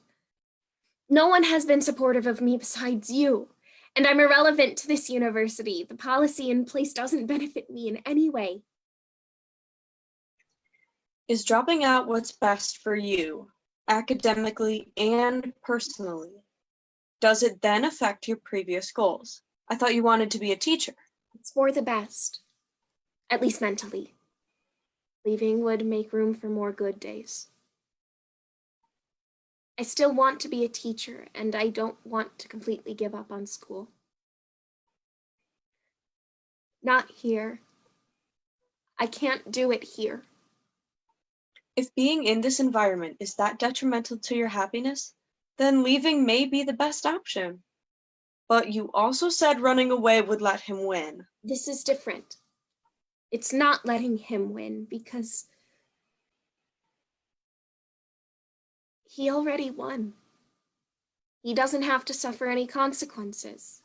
He gets to continue being the golden boy, and that sucks for me. I don't get to see him pay for what he did. But I'm not a movement. I'm one of the voiceless. And maybe that's selfish, but I can't care about that anymore. I want to be happy. I'm going to do everything in my power to ensure that. He didn't win. There isn't winning or losing in this situation. It's a constant battle you're fighting, and surviving is the only way to get out of it. Surviving makes the fight worth it. That's exactly it. He'll stop haunting me one day. One day I'm going to go to bed and I won't have to relive that night. Right? It's not going away, and I know that, but I can hope for it to be better to manage. It's like an open wound. It really hurts at first. You can't touch it without crying or wincing. Even the things that help the wound heal hurt, like bandages or alcohol. But one day you'll wake up, take off the Band-Aid, and realize the wound has scarred. It doesn't hurt as much, but it's still clearly there. Jo is crying quietly. Leslie gets some tissues and gives it to her. They sit together for a moment. I have to believe that everything will be okay. I have to remind myself that someday my chest is going to feel a little lighter and my brain won't be fighting with me every second of every day. It's hard to be positive. Especially when everything is shitty. Even then. The only way out is through. And maybe if I keep telling myself that, it'll get easier to believe. Each day it's going to get better. Some days might be harder. But you're better equipped to deal with that now. I hope so. I can feel my doubt biting at the back of my head. Ignore it. What it has to say is irrelevant. Like static. Exactly. I hope I'm making the right decision. Listen to your gut. Are you being pulled in a certain direction? I know leaving is the right thing. This university, I don't want to let it taint the rest of my life. Then you're making the right choice. Can I still call you? If I'm having a bad day, or if I just need someone. Is that okay? Of course you can. You have my number. Feel free to call if you need me. Thank you. You're welcome. Jo gets up to leave, and so does Leslie. Jo fidgets for a moment, but then decides to throw her arms around Leslie. The two hug for a moment and then break away. Bye. Goodbye. You're going to be okay. Jo waves goodbye. She exits out of Leslie's office and releases a big sigh. She allows herself to smile once more, until a voice startles her. Hi, honey. Joe freezes. Lights fade. End of play.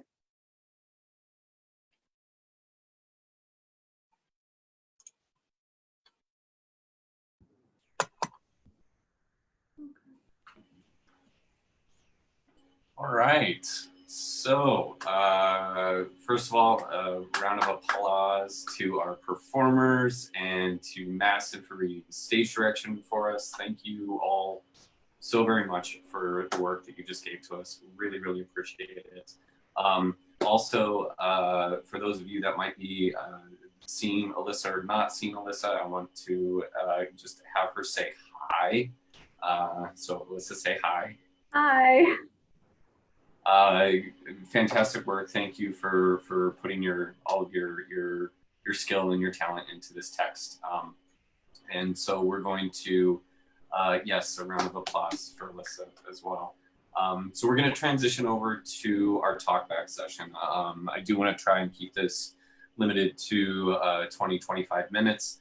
And I want to try to gear our conversation to the questions that I posted to the chat if you're on Zoom, and to the comments if you are joining us on Facebook.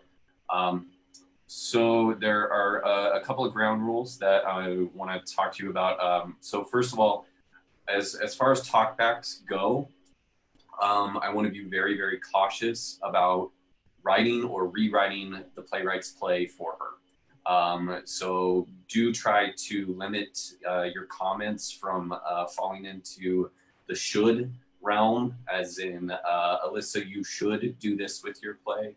It's not our responsibility to write, or our right to write Alyssa's play for her. So we're really just looking for general feedback based on the questions that she's putting forth.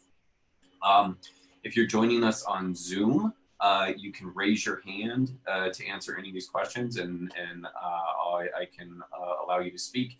If you want to actually show your face and respond to Alyssa that way, I can promote you to a panelist, and you can actually join us in this digital realm. Unfortunately, all of you that are joining us on Facebook, you don't have that opportunity, but you can comment. Also, those of you that are on Facebook, there's about a 10 to 15 second delay to what you're seeing compared to what's happening over here on the Zoom realm. So if you comment on Facebook or you want to respond on Facebook, just recognize there's a little bit of delay on Facebook. So, okay, so we're going to open it up based on the questions. So the first question that Alyssa has for all of you. How effective is the use of the blue light in transferring you from reality to inside Joe's mind?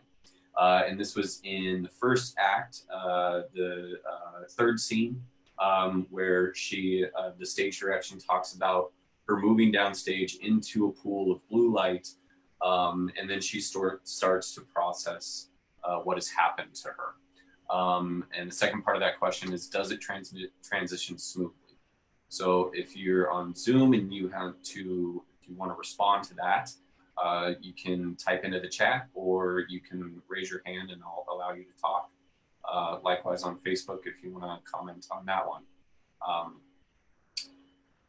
As you're processing that, I'll go ahead and read the other two questions, and then we can kind of take it from there.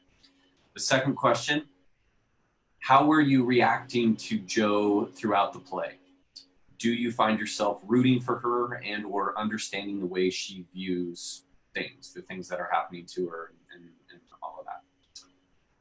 And then the third question: what themes do you find yourself identifying within the play? Do these themes shift or evolve or change, or new themes pop up for you? So those are our questions. Anybody care to respond?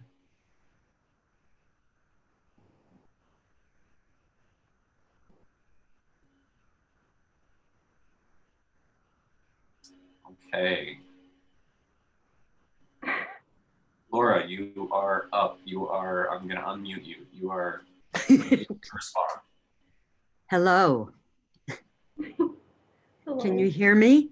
Yeah. Can hear you. Okay, great. So I thought that the blue light convention was very clear.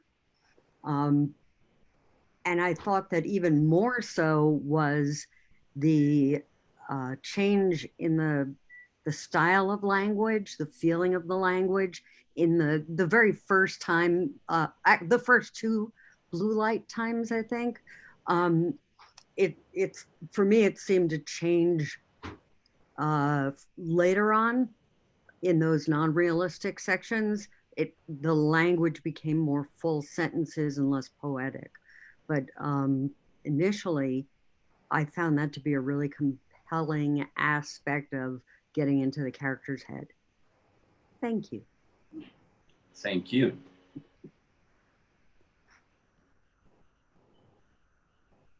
Anybody else care to respond?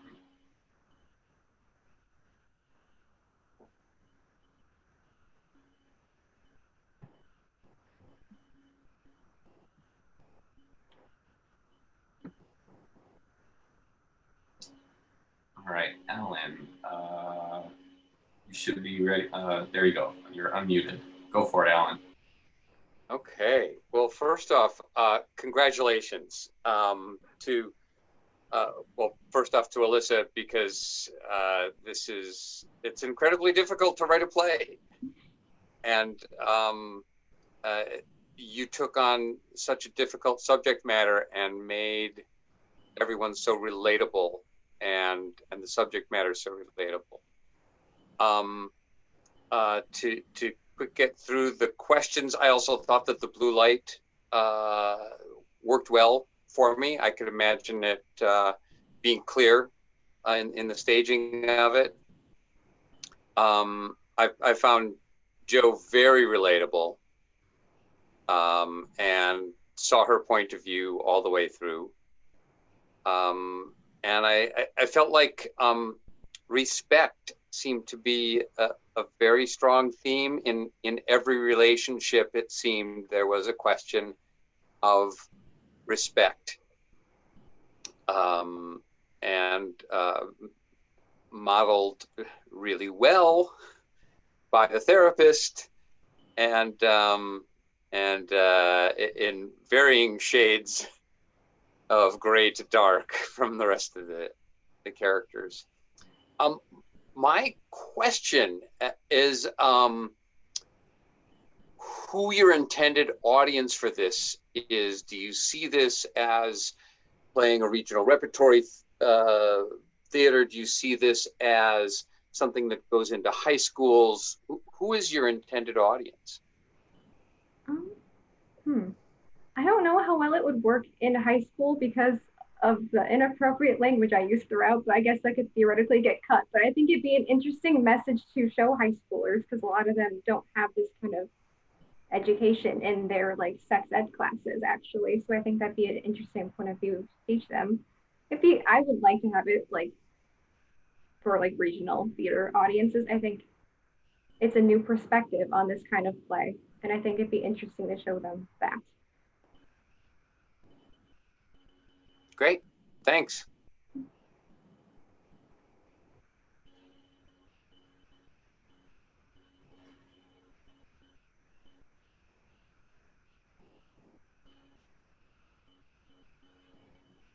Okay. Anybody else? Questions 1, 2, or 3?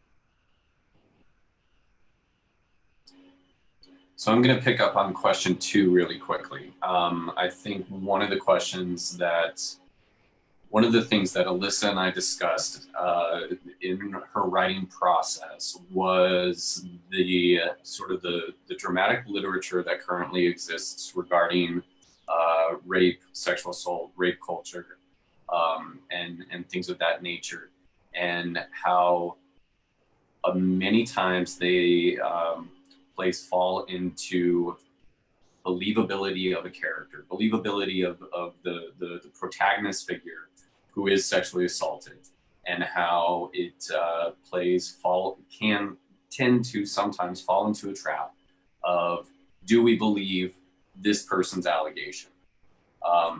And so one of the things that Alyssa was trying to do in her process was not make her believability an issue, that we as audience members recognize that what happened, and that there's no gray area with that, but to also address how that believability is recognized by others within the context of the play. And so I think what's interesting about the second question is, and Alyssa, correct me if I'm wrong here, do you find yourself rooting for her or understanding the way she views things? Alyssa's presenting a situation where we have a character who is advocating for her position, but we have multiple perspectives that we see in other plays throughout other dramatic literature of this nature. So I think it's interesting to focus on that question. So if anybody has any direct responses to question number 2, the second part of question 2, or just how you find or how you're reacting to Jo throughout the play and the choices that she makes or the choices that she chooses not to make, I think might be a beneficial thing to discuss.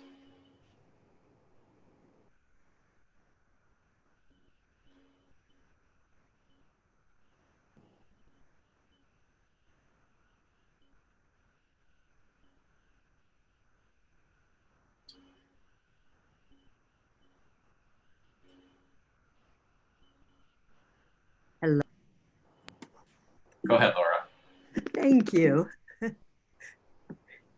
I'm sorry, I'm just doing some tech stuff first. Okay, so I found it really, I found it easy to follow Jo in the sense that I understood her hesitation and her frustration at not knowing what actually happened, her hesitation in not wanting to pursue it legally. And I actually appreciate that I was surprised at the end that she didn't pursue it and made the decision to leave school. It's not what I expected, and yet I wasn't angry with her. I was able to follow those choices and understand that she was doing what was best for herself. Okay, thank you. Alan. Sorry, Alan. Let me unmute you. There you go. Okay, can you hear me? Yes. Okay. Yeah, as I mentioned earlier, I found Jo's reactions and decisions completely believable and sympathetic throughout. I found it interesting that she seemed to speak with authority on both issues of sexual assault and therapy, particularly when arguing with her friend. And I wondered where that comes from, if she has some other experience or has just been well educated about these ideas.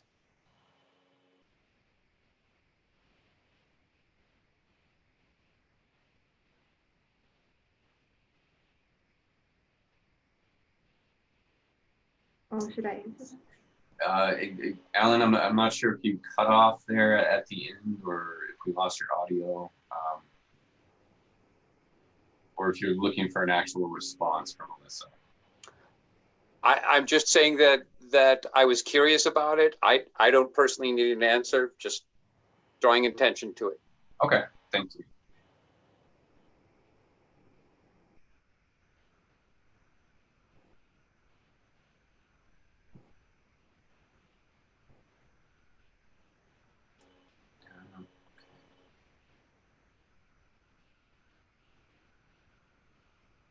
Rebecca, go ahead.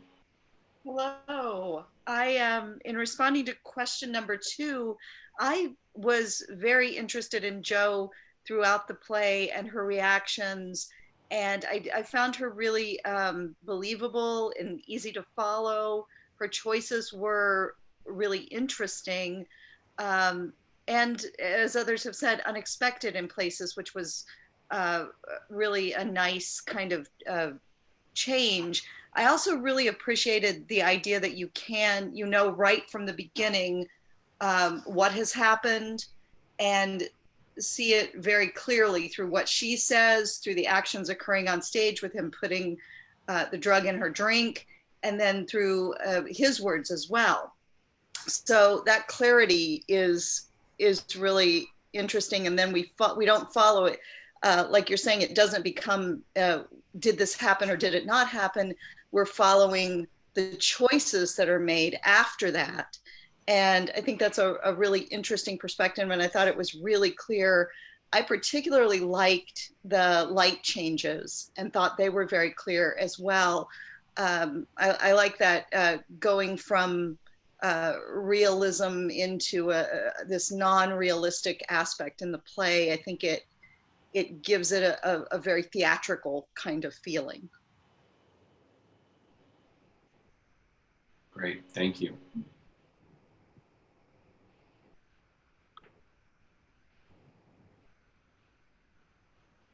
Anybody else care to respond?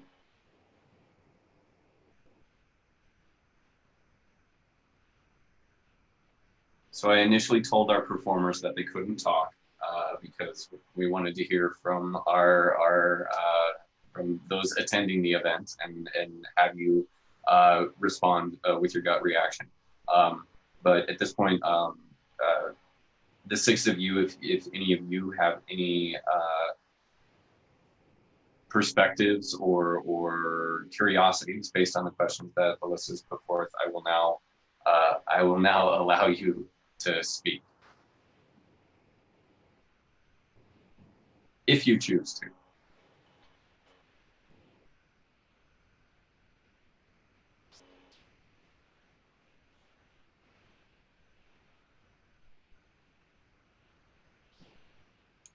Okay. Hi. So going back to talking about the unique perspective that we get with this play and how Alyssa has done something different.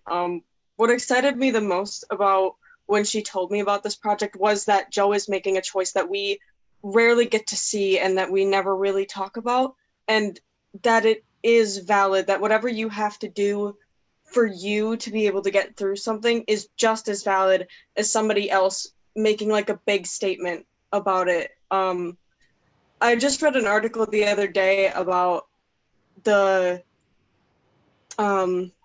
etymology of the phrase strong women, or very rarely do well-behaved women make history. And it was an article about how, yes, that is true, and that women who we see as bold and daring or who don't follow the rules are the people who make history, but it doesn't make them more important than women who are quiet in their strength, or who are doing things that don't really get shown on the news. And it really made me think about what Alyssa has done with this work to show that that's a valid choice, and it's just as strong and it's just as important, and that we should talk about it more. Because when I first read the script, I was like, we never talk about this. We never talk about how important that is. And I was really, really glad that Alyssa did this, and she did a wonderful job with it. And I was just astounded by her ability to show that side of things and to be able to express that. Thank you. Thank you, Shane. On a similar vein, if I may, the idea of Jo being voiceless in particular stuck out to me as a concept that we don't often see, but was so completely relatable and easy to tap into. She talks throughout the script about, I'm I don't want to fight him. I don't want to take this battle out. But the reality is that she is fighting the entire time. She is fighting with not only the people around her for, you know, as Alan had mentioned earlier, respect and autonomy, but she's fighting with herself for it as well. And I like that Alyssa's perspective on this, instead of being a me against them narrative, it has become a me against my options narrative. It's not about Jo fighting the system or fighting the man who did this to her. It's about her fighting herself and just trying to figure out what's going on. And I think that that is a story that needs to be told before the other stories get told, before, you know, the fight of the actual assailant gets told, because every person who goes through this experience has to fight with themselves first. And I'm glad that Alyssa has done that in such a relatable and smooth way. Thank you. That's a good comment. Yeah. All of these are good comments, and I'm seeing the comments that are posted on Facebook too. So thank you for responding. Well, over there, we're Alyssa and I are both looking at those comments too. So thank you. Okay, so it is 9:30. That brings us to time. So I'm gonna go ahead and call it. If any of you have further comments, you are more than welcome to email Alyssa directly, or you can send your comments to me. So I think, Alyssa, is there anything that you would like to say before we end this experiment of staged readings on Zoom? Yeah, actually, I want to thank all you guys who decided to do this with me and Dr. Campbell for continuing the project, even though Corona messed up the rest of the semester. I thought I wasn't going to get a reading, which was really upsetting because I've been looking forward to doing this all semester, and writing a full-length play was really exciting and challenging for me. So thank you for giving me feedback and participating and taking up, you know, time in your night to tune in with us. It means a lot to me. Well, I again want to applaud you for the work that you've done, and I think it's a compelling story, and I think I'm excited to see where you go with this and how you continue to develop it and strengthen it and allow it to grow. So nice work, and thank you again to our readers for the wonderful work that they've done. And thank you all for joining us on this, like I said, experiment. I don't know about Alyssa, but I was more concerned about the tech than I was about the execution of the script. So performers, fantastic job. I didn't worry about any of you for a second. It was this all. So, okay, well, thank you again for joining us. I'm going to go ahead and end the meeting, and I wish you all a wonderful rest of your weekend. So thank you very much.